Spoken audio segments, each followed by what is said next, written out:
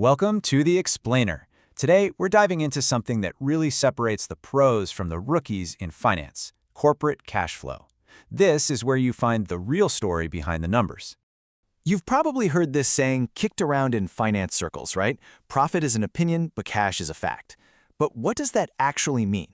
Well, it's a hint that the profit number a company reports, its net income, it might not be the whole truth about how healthy the business really is. So if profit isn't the whole truth, then what is? To figure that out, we've got to put on our detective hats. We're going to follow the money. So come on, let's dive in and see where that cash is really flowing.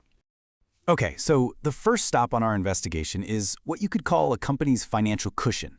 In the finance world, they call it net working capital, or NWC for short.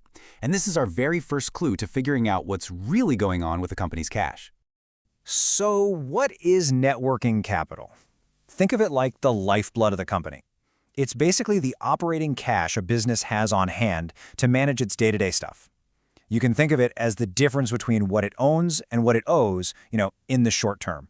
So let's break that down. On one side of the equation, you've got your current assets. This is all the short-term stuff the company owns, like cash sitting in the bank, inventory stacked up in the warehouse, and the money that customers still owe them. Then, on the other side, you've got current liabilities. This is what the company owes in the short term, like bills to its suppliers or short-term loans. It's a constant balancing act. Now, the formula itself looks super simple, right? Current assets minus current liabilities, easy. But here's the secret. The magic isn't in the number itself. The really interesting part is how this number changes over time.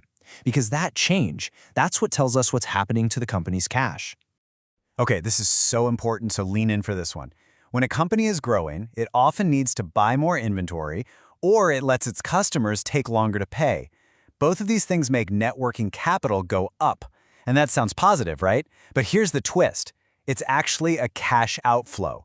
That cash isn't sitting in the bank anymore. It's now tied up in stuff like inventory or IOUs from customers. It's being used by the business. All right, so we've got a handle on the cash buffer. The next clue in our little financial mystery is the company's core engine, the part of the business that's supposed to be cranking out cash. We call this operating cash flow, or OCF. So how do we find this number? Let's walk through it. We start with EBIT. That's just a fancy term for operating profit. Then we do something interesting. We add back any expenses that weren't actually cash, like depreciation.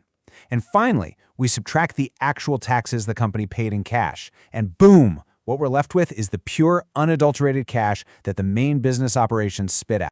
But did you notice something we didn't subtract?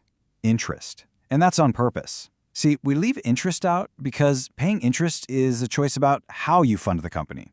With debt. It's not about how well the actual business is running. By ignoring it here, we get a crystal clear picture of the company's operational health, no matter how it's financed. Okay, now we're getting to the big one. This is a concept that pulls everything we've talked about together. It's so important you could almost call it the golden rule of finance. It's the cash flow identity. And the beauty of this identity is how simple it is. All it says is that any cash generated from the company's assets has to equal the cash paid to its investors. And who are the investors? The creditors, the people who lent the company money, and the stockholders, the owners. It's a perfect balance. The cash has to go somewhere, and this tells us exactly where. And look at this. This chart makes it so clear. Every single dollar of cash that the business generates, it can only go to one of two places. It's either paid to the lenders, your bondholders, or it's paid to the owners, the stockholders, usually as dividends or by buying back stock. That's it. It's a closed loop. Okay, this all leads us to the grand finale, the final piece of the puzzle. We're talking about the number that many, many smart investors believe is the true measure of a company's worth. And that, my friends, is free cash flow. So, free cash flow, what is this cash free from exactly? Well, it's the cash that's left over. The cash that is totally free and clear to be given back to investors after the company has paid for everything it needs to not only survive, but also to grow. It's the surplus. So let's be specific. It's free from all the day-to-day operating expenses, sure. But the really important part is that it's also free from the money spent on big-ticket items like new factories or equipment.